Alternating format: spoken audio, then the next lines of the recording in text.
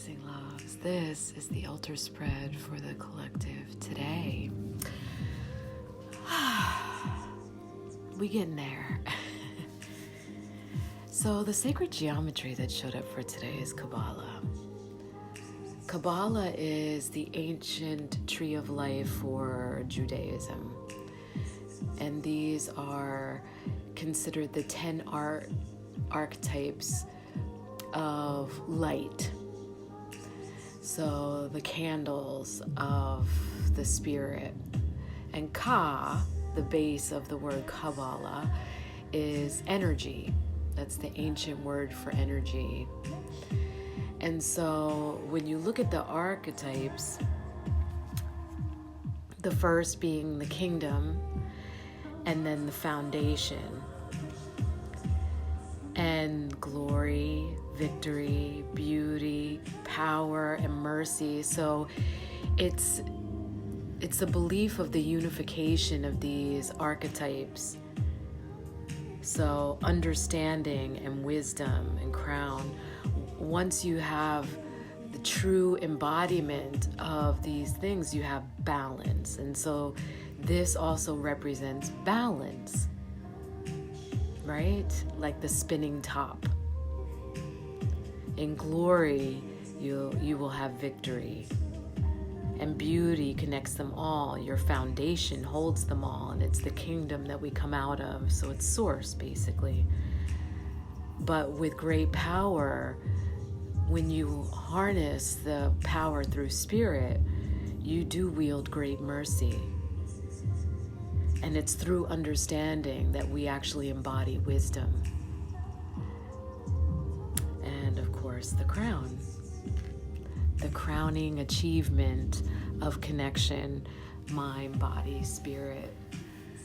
Through the kingdom, the foundation, beauty into the crown, but the balance comes with those very human behaviors because those are not spiritual concepts to be diluted. And the human experience does distort them. And so really the purpose of the human experience is to clarify those energies back to source embodiment. Can we embody true understanding and power and become the real beauty that is our core, not surface level? And so really just meditating on these words and what you believe the meaning to be, but going into the deepest understanding, just that alone is very enlightening.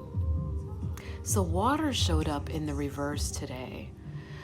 And water talks about the aspect of it being a purifying element. So water, just how it cleanses the outside of the body when you shower, using water in sacred ceremony cleanses you to the core. It's purifying. And I work with water often, but connecting with water is very important because our physical body is mostly water. But water has been scientifically proven to hold memory. And so the water we drink, the water we bathe in, the water you swim in the sea is all the same water. And it has always been. So that water is ancient. And if you connect with that water, it changes everything. So I encourage you, if you have not ever explored the rabbit hole of Dr. Emoto, to look up his studies with water and infusing them with heart energy. This is how Ho'oponopono works. When you open your heart and you bring things back to zero, you can actually cleanse water and bring it back to the frequency of love by infusing it with love. And so if you can do that with water molecules, you can do that to every living thing on this planet. Imagine the influence of love. It's powerful. It's super powerful. but I encourage you to look that up. And of course, chrysocolla, the sacred sounds, and this also is a water stone. This talks about bringing your emotion through the heart and speaking your emotion, speaking your feels, because everything that you say when you power it with your voice creates a frequency that teaches. You are constantly teaching others about you when you speak. And so if you are being deceitful, then what are you teaching? You're coming out of integrity and you're creating chaos and you're creating disharmony and you're holding people captive. But speaking your heart, it's liberating, because everyone gets to make a decision also based off of their highest path, not being held to any deceit. And so this is really important, just like the domino effect of infusing water with love.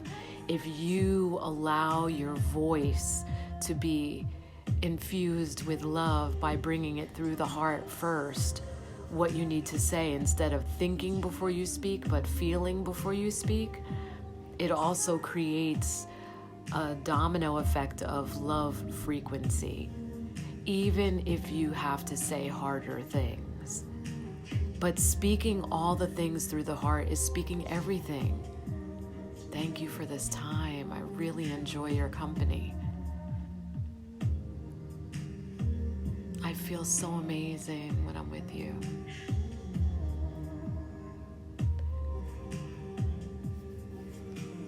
How often do you say thank you?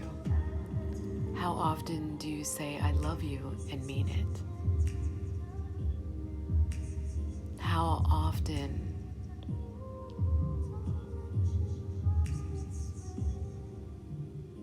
do you say I'm sorry and mean it? And so Intikana came up, and that's the child of light. I love this message because it talks about there is a divine light that does not cast a shadow. And it is the light of spirit, of source. And when you embody that light, not only are you protected, you are granted grace. And so really, the cohesiveness of this spread is the same that's been coming up, unifying yourself. But the Kabbalah is showing you that there is no duality. Everything is another aspect of this energy. And so embodying that, you become more whole. And so water showing up says, use your respect and love for water to create sacred ceremony to be purified to your core, purified, so that when you speak, it's clear, because that's also embodying our water energy, the emotion, speaking your feels.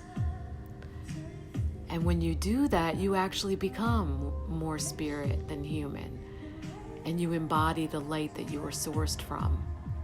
This is very important right now, especially coming into the 21st. That shift is going to be a bitch. So really, spend this weekend doing this. Thank you. I love you. I love you. I'm sorry.